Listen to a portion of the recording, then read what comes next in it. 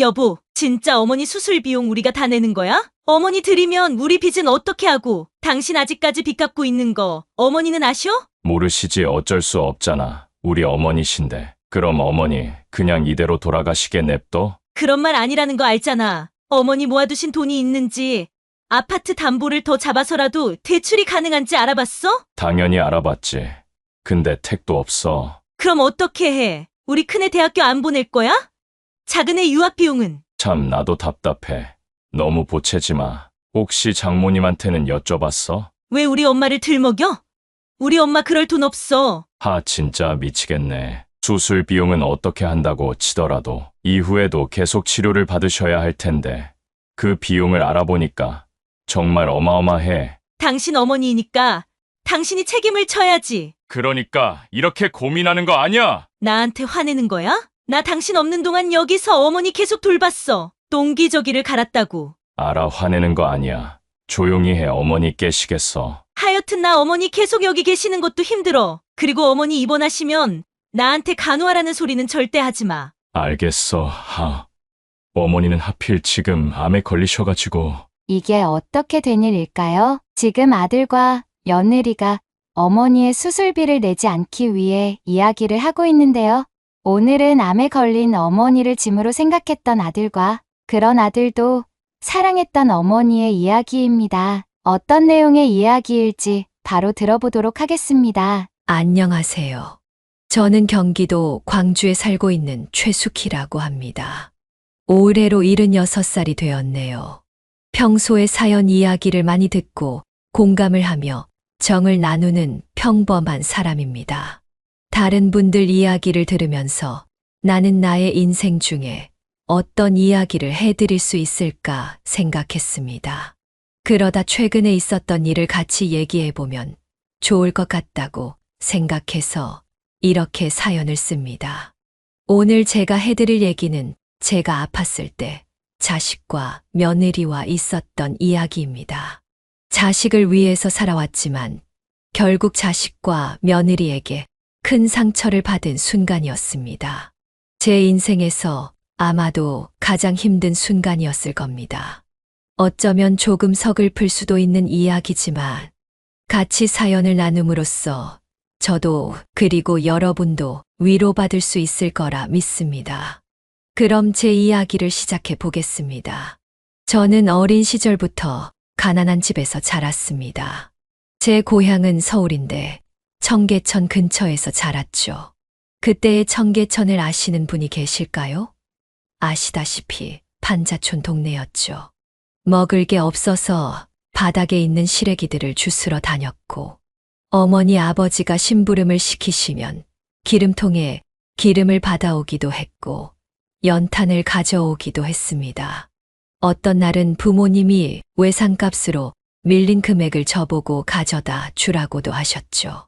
여름에는 무척 더웠고 겨울에는 너무 추워 오빠 동생들과 꼭 붙어서 잤던 기억이 납니다. 그래도 그때는 힘든 거 하나 모르고 즐겁게 웃으며 놀았던 것 같습니다. 그렇게 저와 그리고 저희 오남매는 각자 먹고 살기를 찾아 어렸을 때부터 헤매곤 했죠. 어머니는 항상 집에서 빨래와 음식을 하느라 정신이 없으셨고 아버지는 일터에서 오시면 밥과 술을 마시고 주무시기만 하셨습니다. 그래서 아버지보다는 어머니 기억이 더 많이 나요. 왜냐하면 저는 어머니가 불쌍했거든요. 하지만 어머니처럼 살기는 싫었어요. 너무 고생하는 것처럼 보여서요. 아버지는 저를 불러 가끔 이런 말씀을 하셨어요. 숙희야, 너는 커서 뭐가 되고 싶니? 엄마처럼 되기는 싫지. 그러면 공부를 해야 한다. 너가 공부를 열심히 해야 많은 사람들 거느리며 살 수 있는 거야. 아버지는 무뚝뚝하셨지만 깨어있는 분이셨어요. 미팔군 부대 근처에서 쌀을 파시며 여러 이야기를 듣고 또 보고 사셨거든요. 어렸었던 저는 아버지의 그때 그 말을 이해하지 못했습니다. 다만 어머니처럼 고생하지 않고 살 수 있다는 말은 믿었던 것 같아요. 그래서 공부를 열심히 했습니다. 다른 오빠 동생들은 라디오를 들으며 신나게 노래할 때 저는 어머니가 사다 준 책을 읽고 학교 교과서를 보며 공부를 했습니다. 그래서 저는 우리 집에서는 가장 공부를 잘했고 또 반에서도 1등을 했습니다. 그런 저를 보고 아버지와 어머니는 집안의 기대를 모두 저에게 거셨고 다른 남매들은 저를 위해 어렸을 때부터 돈을 벌어야 했습니다. 모두 고등학교, 중학교만 졸업한 뒤 바로 공장으로 향했죠. 모두가 힘을 합해 돈을 모으다 보니 사정도 점차 나아졌습니다. 집도 괜찮은 단독주택으로 이사를 갔어요. 물론 엄청 넓은 곳은 아니었습니다. 그래도 판자집보다는 훨씬 나았어요. 그런 것을 개의치 않고 저는 공부에 열중했죠. 남들이 모두 가본 빵집을 저는 학생 때 단 한 번도 가지 않았어요. 시간이 아까웠거든요. 조금 재수가 없죠. 하지만 저는 공부가 즐거웠어요. 그렇게 저는 고등학생이 되었고 매번 집과 학교만을 오며 가며 공부에만 집중했죠. 그러던 어느 날이었습니다. 아버지가 일을 하시다 쓰러지시고 말았습니다. 심장에 쇼크가 왔던 것이었죠.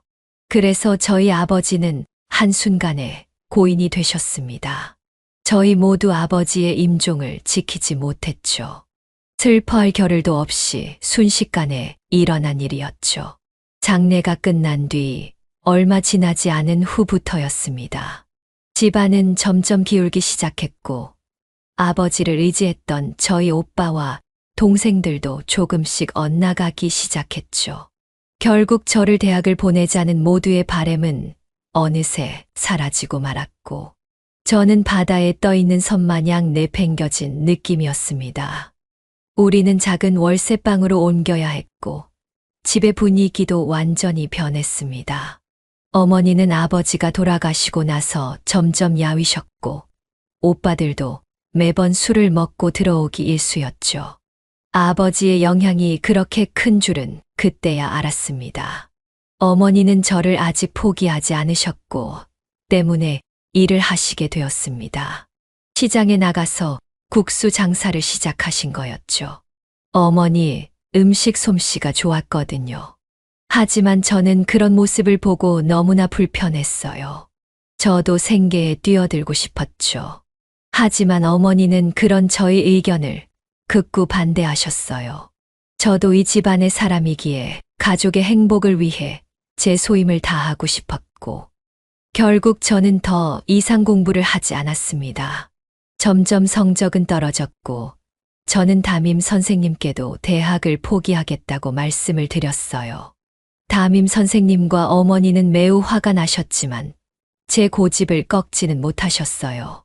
저는 결국 고등학교를 졸업하고 대학을 포기한 채 작은 회사의 경리로 들어갔습니다.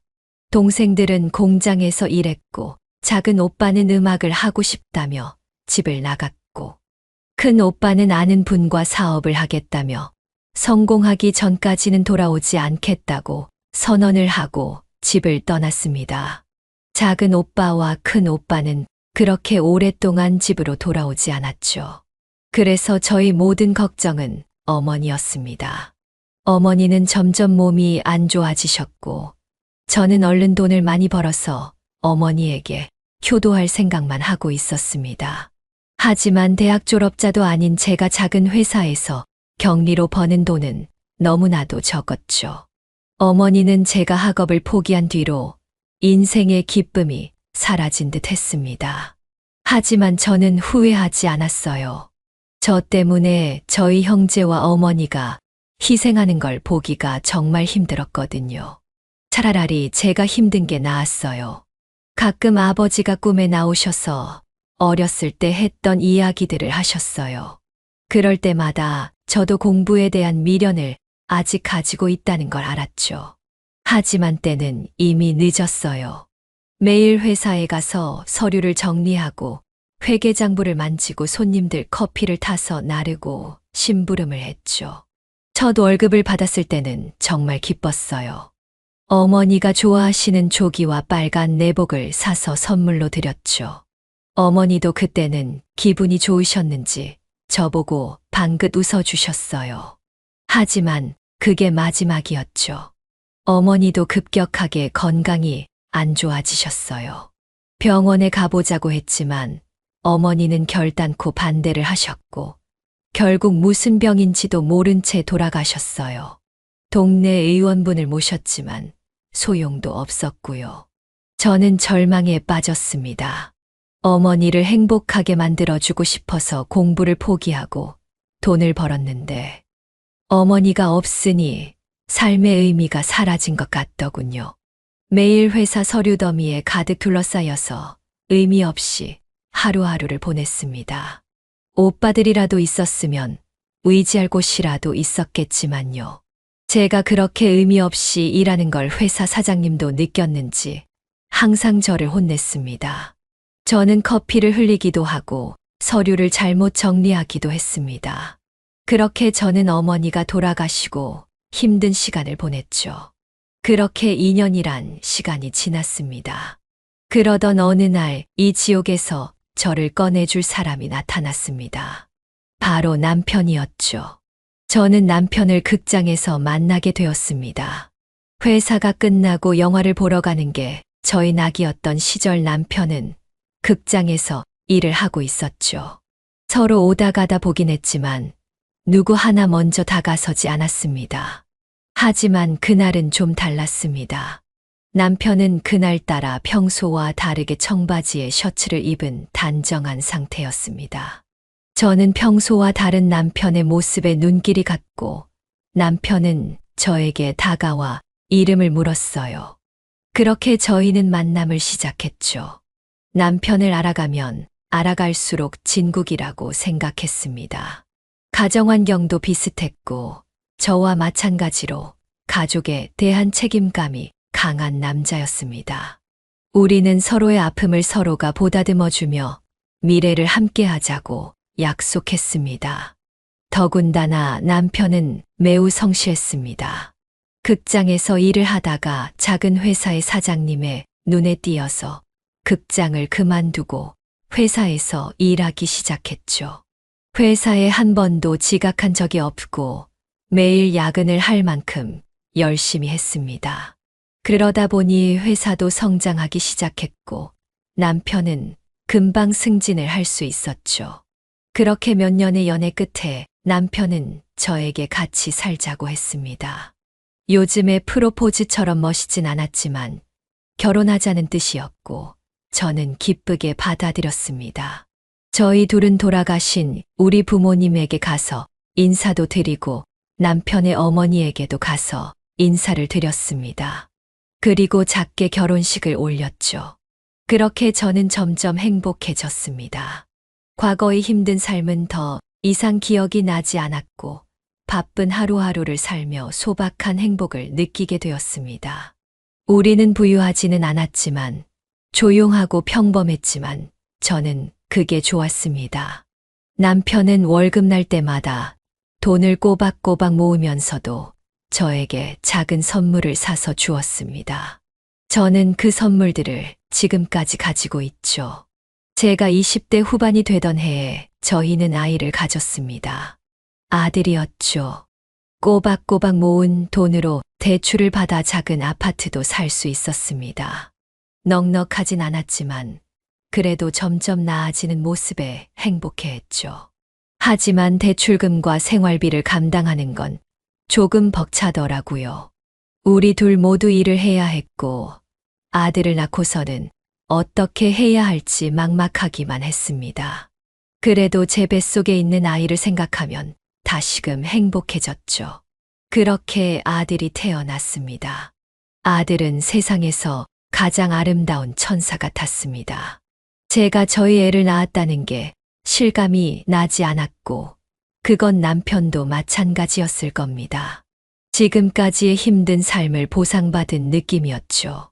그렇게 우리는 아이를 위해 아이 방을 꾸몄습니다. 주변 직장 동료들에게 옷과 책 그리고 장난감 등을 받아서 아이에게 주었습니다.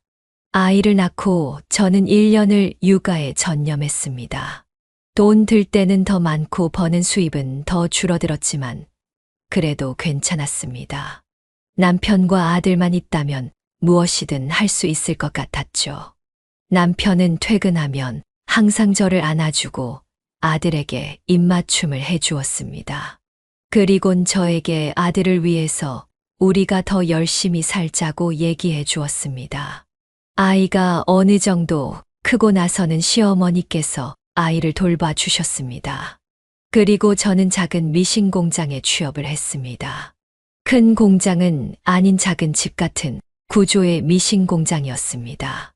미싱을 전혀 하지 못했던 저는 하나부터 10까지 다시 배워야만 했습니다. 본래라면 제 나이에 미싱 일을 하지 못했겠지만 저를 괜찮게 생각하신 옆집 아주머니가 미싱 공장에 오래된 고참이셔서 가능했습니다. 저는 남편과 아들을 생각하며 열심히 미싱 일을 했습니다. 아들은 저와 남편의 고생을 알아주는지 정말 건강하고 멋지게 자랐습니다. 학교에 들어가서도 친구들에게 인기가 많았고 공부도 잘했습니다. 아들이 공부를 잘하니 저도 기대감이 들더군요. 어머니와 아버지가 저에게 걸었던 기대가 이런 것일까라는 생각이 들었습니다. 그래서 그러면 안 되지만 아들에게 저의 기대감을 드러낼 때도 있었죠. 민우야, 나중에 커서 엄마한테 효도할 거지. 응, 엄마. 내가 나중에 공부 열심히 해서 돈 많이 벌어다 줄게. 엄마가 좋아하는 고기도 많이 사주고 아빠가 좋아하는 비싼 차도 사줄 거야. 아이고, 우리 아들. 누구 아들이길래 이렇게 이뻐. 아들은 중학교, 고등학교 때 모두 공부를 열심히 했습니다. 전교 10등 안에 들 정도였으니까요. 그러면서 사교성도 좋고 선생님에게도 예의 바르게 대했습니다. 선생님을 뵐 때마다 저희 아들의 칭찬을 많이 해주셨고 저는 그런 아들이 너무 자랑스러웠습니다. 그래서 남편하고 저는 아들의 공부에 방해가 되지 않도록 노력했습니다. 돈이 없어도 아들에게 책과 참고서를 부족함 없이 사주었고 좋은 책상과 의자도 맞춰주었습니다. 남편은 가끔 아들에게 부담스러운 말을 했습니다. 아들아, 너는 우리 가족의 희망이란다. 공부 열심히 해서 우리 가족의 빛이 되어 주렴. 그러기 위해선 항상 건강해야 하고 알았지? 네, 아버지 부족하지만 열심히 할게요. 그럼 저는 남편에게 그런 부담스러운 소리는 하지 말라고 야단치기도 했습니다. 왜냐하면 제가 찔렸기 때문이었어요. 제가 어렸을 적 부모님에게 그런 소리를 들으면 많이 부담스럽곤 했거든요. 아들이 부담스러운 관심에 엇나갈까봐 걱정이 되어서 그런 걸 수도 있고요. 어쨌든 그렇게 제 아들은 서울 유명대학에 입학을 했습니다. 그것도 경영학과에 입학을 했죠. 그렇게 저희의 미래는 행복을 향해 순탄히 나아가고 있었죠. 아들은 졸업을 했고 금융회사에 취직을 했습니다. 남편과 저는 그런 아들을 너무 자랑스러워 했죠. 그렇게 아들은 승승장구하며 승진을 했습니다. 아들은 사회에서 자기 몫을 확실히 하면서 살아갔고 선을 봐서 만난 이쁜 아가씨와 결혼을 하게 되었죠. 아들이 며느리 될 아가씨를 데려왔을 때는 너무 좋았습니다. 너무 이쁘고 사랑스러운 아가씨였거든요. 하지만 그것은 제 오해였습니다. 아들이 점점 변해갔던 건 그때부터였기 때문이었죠.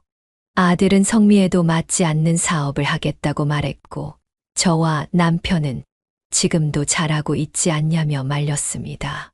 하지만 아들은 저희의 말을 듣지 않았죠. 오히려 왜 자기 편을 들어주지 않냐며 생전 내지 않던 화를 내기도 했습니다. 그때는 정말 가슴이 아팠습니다. 아들은 저희의 유일한 희망이자 행복이었고 많은 걸 바라지 않아도 아들의 행복한 모습을 보는 것만으로도 충분했거든요. 아들이 평범한 삶을 살기 바라는 것은 모든 부모의 공통된 마음일 거예요. 하지만 아들이 원하는 것이기 때문에 저와 남편은 응원해 주기로 했죠. 하지만 결국 우리의 염려대로 아들의 사업은 처음엔 괜찮았지만 점점 기울어지기 시작했습니다. 아들은 무너지는 회사를 어떻게든 살려보기 위해 여기저기 돈을 꾸러 다녔고 결국 저희에게도 부탁을 했습니다. 저희는 저희 노후 자금으로 쓸 돈으로 모아둔 적금을 깨서 아들 부부를 도와주었죠. 하지만 저희의 도움으로도 역부족이었나 본지 결국 회사는 부도가 나고 말았습니다.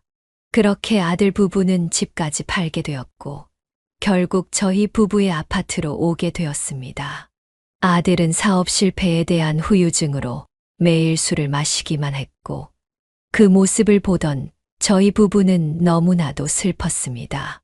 하지만 언제나 고난은 함께 몰려온다고 더 비극적인 일이 발생하고 말았습니다. 남편이 일을 하다가 쓰러지고 만 것이었죠. 남편의 병명은 뇌경색이었어요. 어떻게 손 쓸 틈도 없이 하늘나라로 가고 말았죠. 남편이 쓰러졌다는 소식을 들었을 땐 하늘이 무너지는 듯 했어요. 저의 영원한 동반자이자 의지할 나무인 남편이 그렇게 됐다는 게 믿기지 않았거든요. 헐레벌떡 병원으로 향한 저는 의식을 잃은 제 남편의 손을 꼭 잡아주었어요. 슬픈 건 그날도 아들은 술에 취해 자고 있었다는 거죠. 남편은 며칠을 넘기지 못하고 결국 고인이 되었고 저희는 정성스레 장례를 치렀습니다. 병원 근처에 있는 장례식장에서 장례를 했고 아들은 적지 않게 충격을 받은 듯 했어요. 장례를 치를 동안 저와 아들은 정말 넋이 나간 채였죠. 그래도 나쁜 일만 있는 것은 아니었어요. 제가 아들이 남편의 영정사진을 보고 하는 말을 들었거든요. 아버지, 왜 이렇게 빨리 가셨어요? 제가 효도할 때까지 기다려달라고 했잖아요. 이렇게 급하게 가실 필요 있었어요? 어머니는 어쩌라고요? 죄송해요, 아버지, 다 제 잘못이에요. 이 불효자 용서 못 하시겠지만 제가 죽을 때까지 어머니 잘 보필하면서 살아갈게요. 아버지, 하늘에 가서는 평온하게 지내세요. 사랑합니다. 그 말을 들은 저는 화장실에 달려가 엉엉 울고 말았습니다. 남편의 죽음이 실감이 나서 운 것도 있지만 아들이 이제야 정신을 차렸다는 사실이 기뻐서도 있었습니다. 여보가 민우를 살렸어. 고마워. 그리고 너무 사랑하고 미안해. 이렇게 갈 줄 알았으면 내가 더 잘해줬어야 하는데. 여보가 남기고 간 마음 내가 잘 간직하면서 살게. 그리고 살다가 여보 너무나 보고 싶어지면 내가 따라갈게. 사랑해. 장례식이 끝나고 아들은 표정부터 바뀌어 있더군요. 매일 마시던 술을 끊고 나가서 일을 구했습니다. 며칠 뒤에는 같이 일하던 상사의 회사에 들어가게 되었다고 말하더군요. 저는 아들을 끌어안고 펑펑 울었습니다. 잘 됐다. 정말 잘 됐어. 미안해요, 어머니. 못난 아들 용서하세요. 제가 이제부터라도 열심히 돈 벌어서 효도할게요. 아니다. 그런 말 하지 마라. 너는 언제나 나에게 자랑스러운 아들이야. 지금처럼 건강하게만 하늘 부끄럽지 않게만 살아가다오. 그렇게 아들은 점점 회복해갔고 1년도 지나지 않아 며느리와 함께 작은 집을 구해 나가게 되었죠. 더 있어도 된다고 했지만 아들은 저를 고생시키기 싫다며 나가겠다고 했습니다. 물론 며느리가 불편한 것도 있었겠죠. 제가 배려해준다고 했지만 어쨌든 시어머니니까요. 아들은 이전처럼 돈을 많이 벌지는 않았지만 그래도 평범한 가정을 꾸릴 수 있었습니다. 그렇게 다시 평온한 삶이 유지될 거라 생각했습니다. 하지만 저희 오산이었죠. 그렇게 쉬지 않고 인생을 살다 보니 저는 너무 지쳐 있었습니다. 먹을 것을 잘 챙겨 먹지 못했고 운동도 하지 않아 체력도 매우 약했죠. 제가 70대가 되었을 무렵엔 속이 자주 불편하더라고요. 복통이 있기도 했고 복부에 자주 가스가 차는 느낌이었습니다. 먹는 것을 소화가 잘 되는 음식으로 바꿔도 효과는 없었습니다. 그러면서 점점 체중도 줄어갔고 매일매일 피로가 쌓였습니다. 소화불량은 항상 달고 살았고 가끔은 구토를 하기도 했죠. 그러다 어느 날 혈변을 하게 되었습니다. 설사를 자주 하긴 했지만 변에서 피가 나온 건 처음이었죠. 그래서 혼자 병원으로 향했습니다.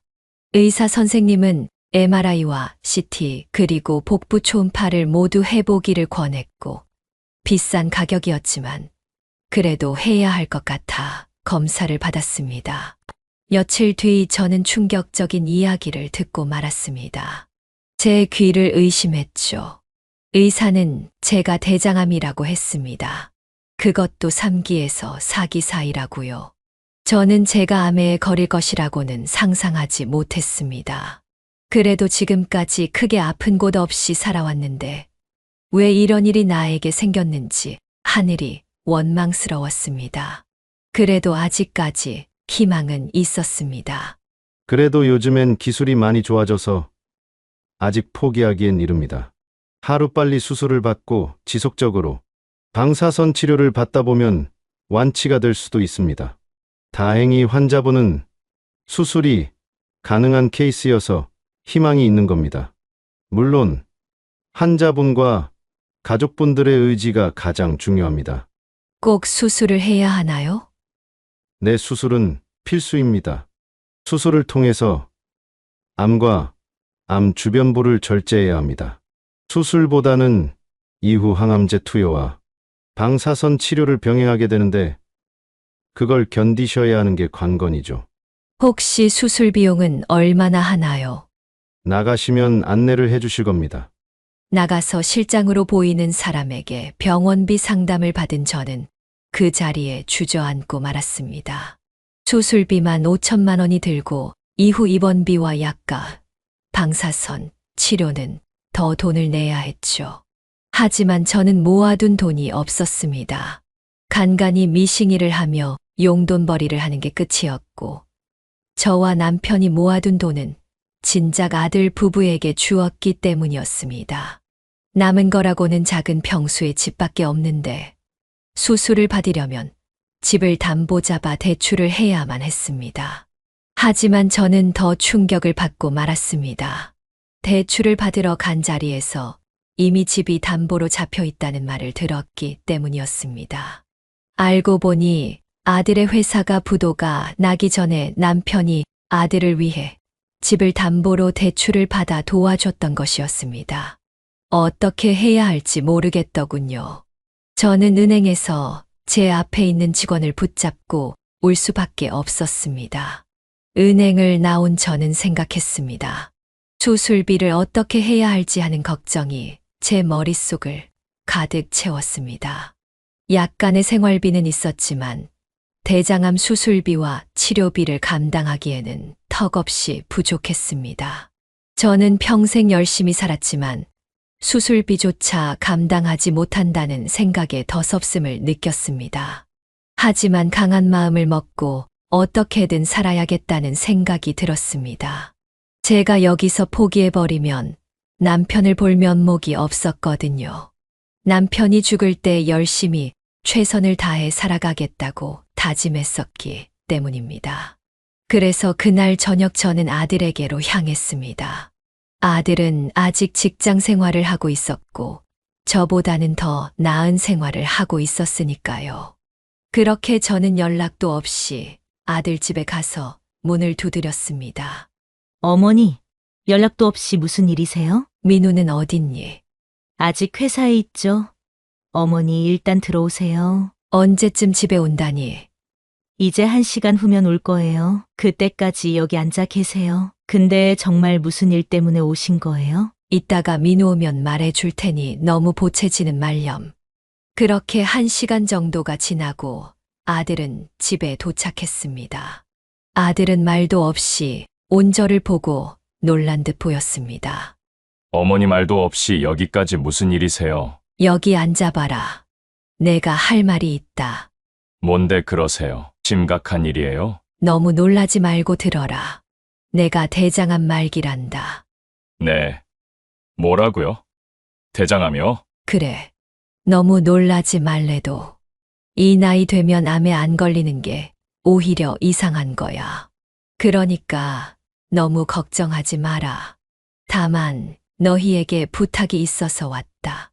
뭔데요? 어머니 당연히 들어드려야죠. 수술을 하는데 돈이 좀 든다는데 내가 지금 가진 돈이 없다. 아파트를 담보로 대출을 받으려 했는데 이미 담보가 잡혀 있더구나. 아, 어머니 말씀 못 드려서 죄송해요. 아버지가 절대 말씀드리지 말라고 해서요. 그거 가지고 뭐라 하려고 온 게 아니야.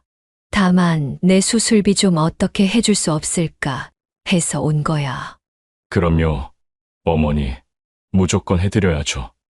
너무 걱정 마세요. 병원비는 제가 어떻게든 해볼게요. 엄마는 나아서 건강해질 생각만 하세요. 정말 괜찮겠니? 그럼요. 그렇게 저는 아들의 말을 듣고는 다시 집으로 향했습니다. 아들과 며느리는 제가 수술하기 전에 어떻게 될지도 모르니 본인들 집에 와서 묵으라고 하더군요. 그래서 저는 집에서 간단히 짐을 싸고 다시 아들의 집으로 왔습니다. 그렇게 도착하니 드디어 마음이 조금 편안해지는 기분이 들었습니다.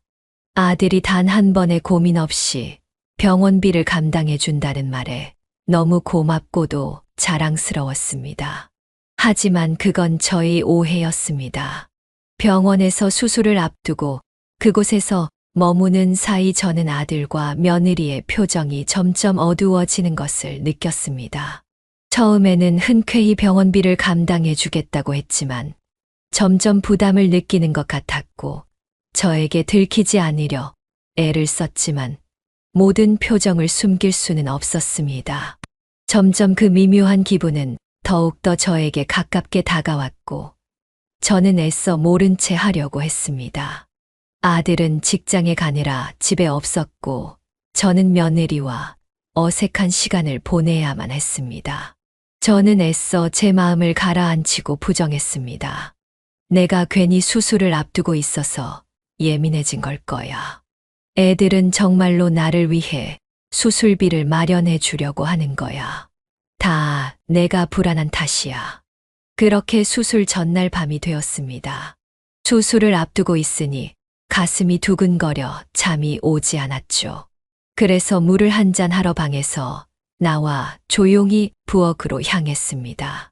근데 안방에서 조그만 소리가 들렸습니다. 가보니 아들과 며느리가 조용하게 대화를 하고 있는 것 아니겠어요? 자세히 들어보니 제 이야기를 하는 것 같았습니다. 그들은 제가 깰까봐 염려하여 최대한 조용한 목소리로 이야기했지만 워낙 늦은 밤이어서 잘 들리더군요. 여보, 진짜 어머니 수술 비용 우리가 다 내는 거야? 어머니 드리면 우리 빚은 어떻게 하고? 당신 아직까지 빚 갚고 있는 거 어머니는 아셔? 모르시지. 어쩔 수 없잖아. 우리 어머니신데. 그럼 어머니 그냥 이대로 돌아가시게 냅둬? 그런 말 아니라는 거 알잖아. 어머니 모아두신 돈이 있는지 아파트 담보를 더 잡아서라도 대출이 가능한지 알아봤어? 당연히 알아봤지. 근데 택도 없어. 그럼 어떻게 해? 우리 큰애 대학교 안 보낼 거야? 작은애 유학 비용은? 참 나도 답답해. 너무 보채지 마. 혹시 장모님한테는 여쭤봤어? 왜 우리 엄마를 들먹여? 우리 엄마 그럴 돈 없어.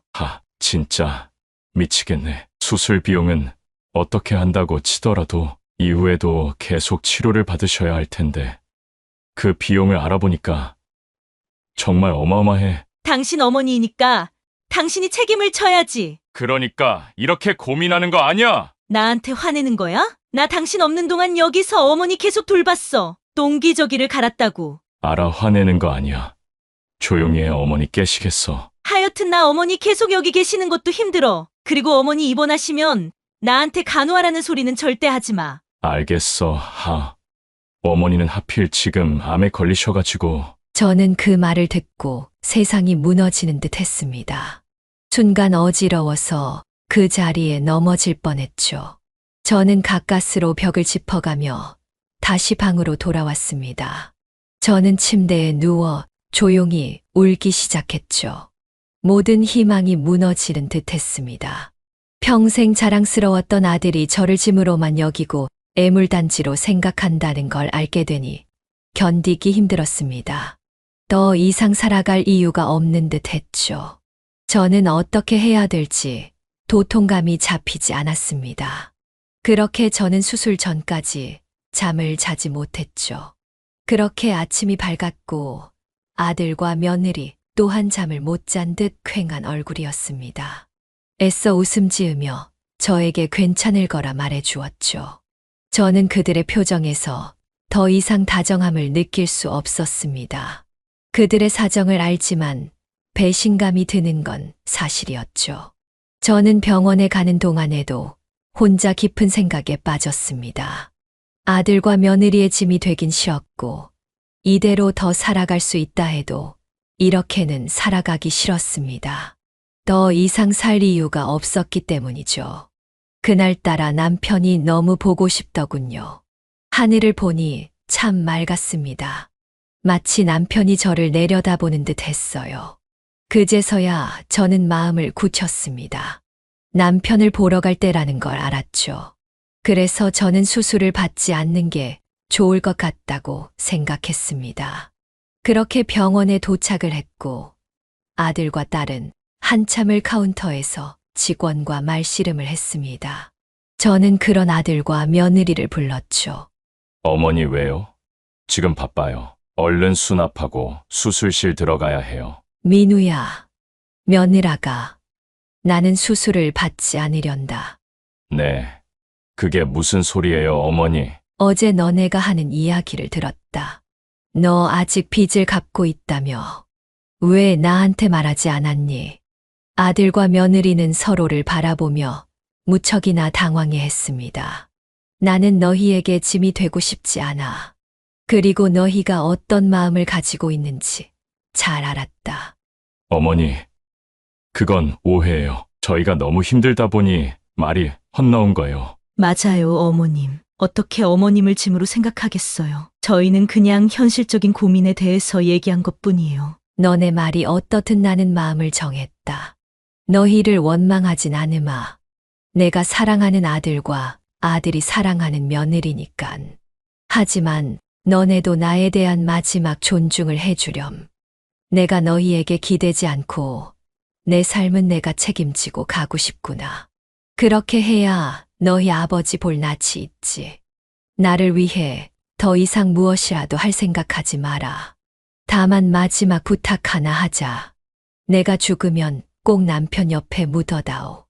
남편 오른편이 좋을 것 같구나. 남편이 왼손잡이라 항상 오른쪽에서 팔짱을 꼈었거든.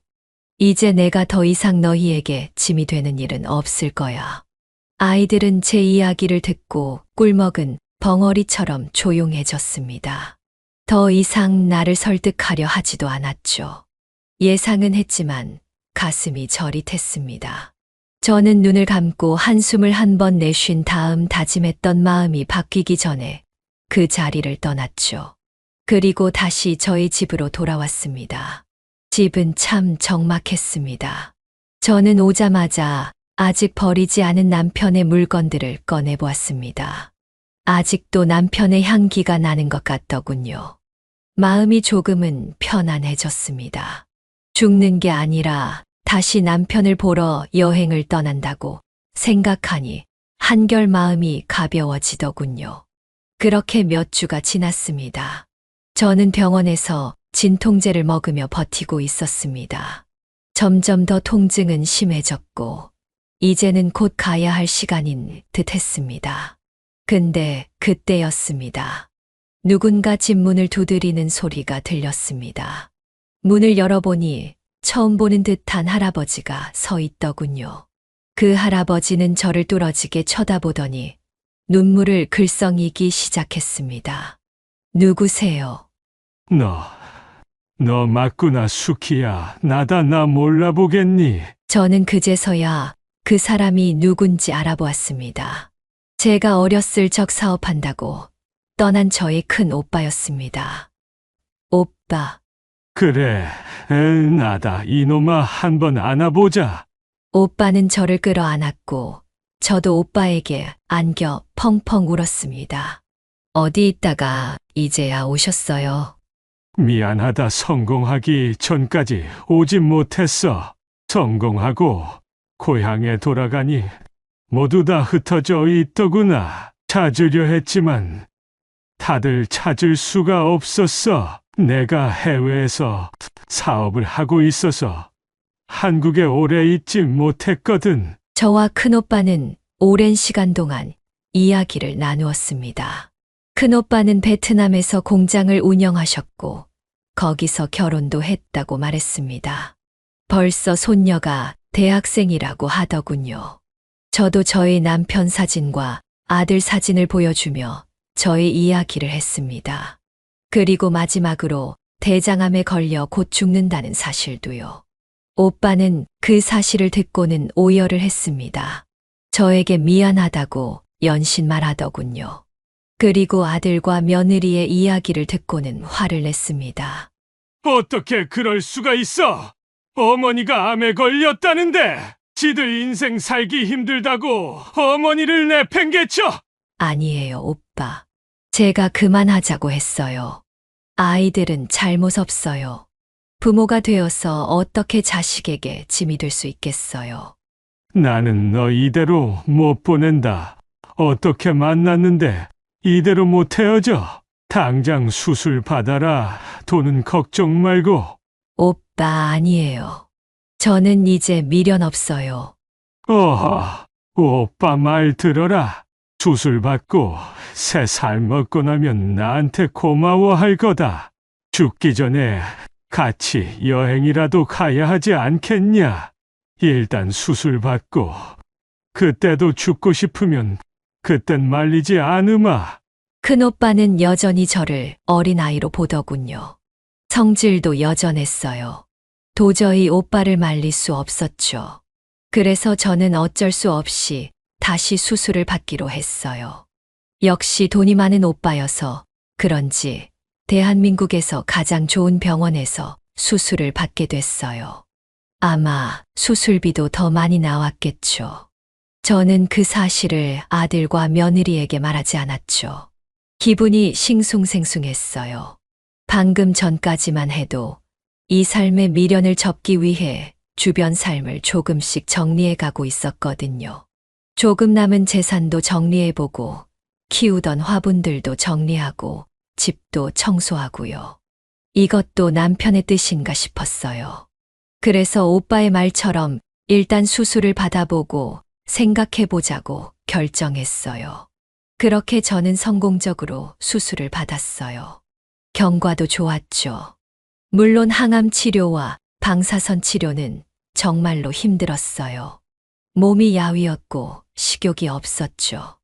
머리는 다 빠져서 중처럼 보였고 항상 무기력했죠. 하지만 3개월 정도 지나 치료가 끝나니 다시 컨디션이 돌아오기 시작했어요. 비록 힘들고 외로웠지만 살기 위해 천천히 전진한 덕분이었죠. 제 삶은 제 것이기에 제가 책임져야 했어요. 오빠를 두고 가는 것도 도리가 아니었죠. 그리고 아직 아들을 좀 더 보고 가고 싶었어요. 원망스러웠지만 그래도 저에겐 하나뿐인 아들이었죠. 그런 마음을 가지고 고된 수술과 치료를 하루하루 버텼어요. 그렇게 저는 오빠의 도움을 받아 퇴원을 하게 되었죠. 오빠는 저에게 베트남으로 가지 않겠냐고 제안을 했어요. 하지만 저는 거절했죠. 이 나이에 다시 그곳에서 적응하기는 힘들 것 같았거든요. 제 삶은 여기 있으니까요. 오빠는 그럼 자기 사업을 완전히 아들에게 맡기고 한국으로 오겠다면서 다시 베트남으로 돌아갔어요. 그렇게 저는 조금씩 힘을 내서 살아갔죠. 다시 미싱 작업을 조금씩 하기 시작했고 화분도 다시 키웠어요. 그러던 어느 날이었어요. 누군가 문을 두드리는 거예요. 오빠가 오기엔 너무 이른 날이어서 누군가 싶었는데 바로 아들과 며느리였어요. 아들과 며느리는 죄스러운 표정을 짓고 서 있었죠. 무슨 일이냐 애들아. 추운데 얼른 들어와라. 어머니 무사하셔서 다행이에요. 정말 죄송해요. 그니까 무슨 일이냐니깐. 아들은 잠바 주머니에서 무언가를 꺼내 저에게 주었어요. 통장이었어요. 이게 뭐냐?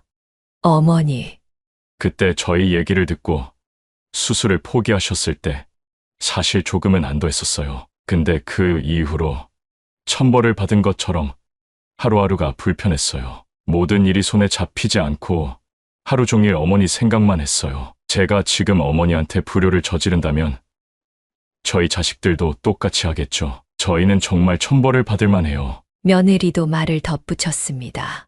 맞아요, 어머님. 저희가 생각이 짧았어요. 아무리 힘들었어도 그랬으면 안 되는데 저희는 정말 못된 사람이에요. 이거 받으세요. 제가 있는 돈 없는 돈 다 모았어요. 이거면 어머니 수술 받으실 수 있어요. 물론 치료도요. 저희가 다 알아보고 왔어요. 지금까지 무사하셔서 다행이에요. 돈을 여기저기서 모으는데 시간이 좀 걸렸거든요. 죄송해요, 어머니. 한 번만 용서해 주세요. 제가 너무 이기적이었어요. 하지만 절대 어머니를 짐처럼 생각했던 건 아니었어요. 어머님한테 너무 큰 상처를 드려서 죄송해요. 저는 아들과 며느리의 표정을 쳐다보았습니다. 저를 부담스러워했던 표정이 아닌 진심이 담긴 표정이었습니다. 저는 아들과 며느리한테 가서 둘의 손을 꼭 잡아주었습니다. 아들과 며느리는 그 자리에서 엉엉 울기 시작하더군요. 그래서 저는 그 둘을 꼭 안은 뒤 말했습니다. 나도 미안하구나. 내가 너희 사정을 너무 몰라줬구나. 나도 아프고 힘드니까 너희를 생각하지 못하고 원망만 했어. 하지만 이제는 괜찮다. 시간이 지나고 나서는 너희를 원망하지 않았어. 내 인생은 내가 사는 것이기 때문이야. 이제 다 지나간 일이니 우리 모두 잊도록 하자. 그리고 나선 저는 쓰고 있던 모자를 벗었습니다. 아직 빠진 머리가 다 자라지 않아 밤송이 같은 머리였죠. 아이들은 제 머리를 보고 놀랐습니다. 어머니 머리가 왜 그래요? 어머님, 혹 수술 받으셨어요? 저는 방긋 웃었습니다. 그리고 저는 큰오빠를 만난 사연을 자식들에게 말해줬습니다. 아들과 며느리는 정말 환한 웃음으로 그 얘기를 들었습니다. 정말 진심으로 제가 무사한 것이 다행이라 생각하는 듯 했습니다. 그렇게 우리 셋은 마음속 응어리를 풀고 화해를 할 수 있었습니다. 그 이후로 아들과 며느리는 저희 집에 와서 저를 간호하기 시작했습니다. 병원에도 같이 가주었고 심심할 때 말동무도 되어 주었습니다. 예전과 다르게 매일 전화를 해서 안부를 물어주었고 제가 건강을 찾을 때까지 그 행동은 계속되었습니다. 저는 다시 행복을 되찾은 듯 했습니다. 이 모든 게 남편이 하늘에서 도움을 줬기 때문이라는 생각이 들더군요. 며느리는 맛있는 음식을 해서는 저에게 가져다 주었고 아들은 회사에서 휴가가 나올 때면 저를 데리고 여행을 갔습니다. 이렇게 행복하게 지내다 보니 병원에서는 경과가 좋다고 했습니다. 저도 제 컨디션이 돌아왔음을 느꼈죠. 물론 절제를 해서 밥을 먹는 게 조금 불편하긴 했지만 그 정도는 저에게 사소한 것이었습니다. 우리의 관계가 원래대로 회복됐다는 것이 중요했죠. 병원에서 제 경과가 좋다고 말해주던 날 저와 아들과 며느리는 파티를 했습니다. 아들과 며느리는 저에게 다시 한번 사과를 했고 저희 마지막 날까지 함께 하겠다는 약속을 했습니다. 저는 그 말을 듣고 날아갈 듯이 기뻤지만 그러지 말자고 했습니다. 지금 그 말이면 족하다고. 너희 인생을 살라고. 나는 내가 알아서 즐겁게 살다가 가겠다고. 아들과 며느리는 그 말을 듣고 저희 진심을 알아주는 듯 했습니다. 큰오빠는 정말로 모든 걸 정리하고 저와 있기 위해 한국으로 귀국했습니다. 오빠의 자식들을 처음으로 만날 수 있었죠. 새로운 가족이 생긴 듯 했습니다. 그렇게 오빠는 저희 집에 들어와서 살았습니다. 넓은 집으로 갈 수 있었지만 노인 둘이 살기엔 지금의 집이 적당했죠. 그리고 저와 오빠는 여행을 자주 다녔습니다. 서해, 동해, 남해, 제주 가릴 것 없이 죽기 전에 모두 가보자며 쉴 새 없이 여행을 다녔죠. 오히려 암 걸리고 나서 꾸준히 운동을 하니 몸이 더 좋아진 것 같기도 했습니다. 한 번은 큰오빠네와 저와 그리고 아들과 며느리까지 해서 대가족 여행을 떠났습니다. 바로 베트남으로요. 난생 처음 해외에 가는 거라 즐거웠습니다. 밥은 입맛에 맞지 않았지만 그래도 난생 처음 보는 풍경에 반했달까요. 그렇게 저는 모든 상처를 다 치유했습니다.